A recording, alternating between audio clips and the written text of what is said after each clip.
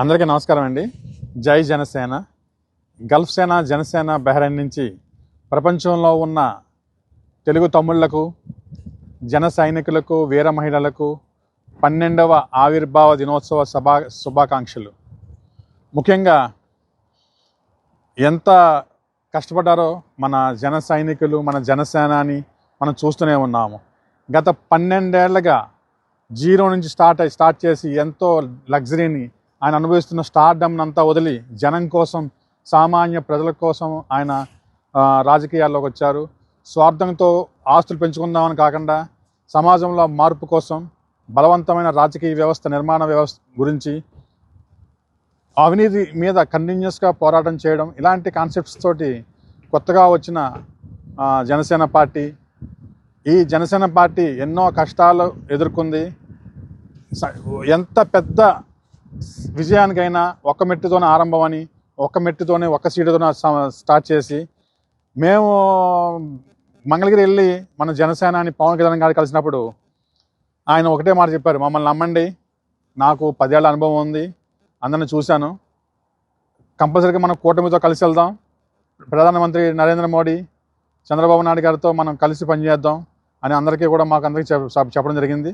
ఆ చెప్పినట్టే ఈరోజు ఎంతో విజయం సాధించి ఒక డిప్యూటీ సీఎంగా మనందరికీ కూడా ఈరోజు ఉన్నారు. అలాగా ఆయన ఇంకా ఎన్నో విజయాలు సాధించి, ముఖ్యంగా మనం అందరూ చేయాల్సింది ఏంటంటే, ఒక ఇంట్లో కానీ, ఒక పార్టీలో కానీ ఎప్పుడైనా సరే ఒక లీడర్ని మనం నమ్మాలి, అధినేతను మనం నమ్మాలి, అధినేత నిర్ణయాలకి కట్టుబడి ఉండాలి. అప్పుడే బలమైన పార్టీగా ఉంటుంది. సో అందరూ కూడా ఎటువంటి భేదాభిప్రాయాలు లేకుండా, ఎందుకంటే మనం గత 5 ఏళ్లలో ప్రభుత్వాన్ని చూసాము, ఎంత అరాచకం.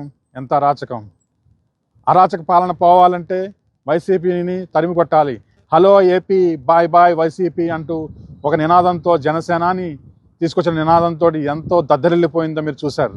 అదే సౌండ్ తోటి దెబ్బకి వైసీపీ ఎక్కడికి వెళ్ళిపోయిందో మనకే తెలియదు.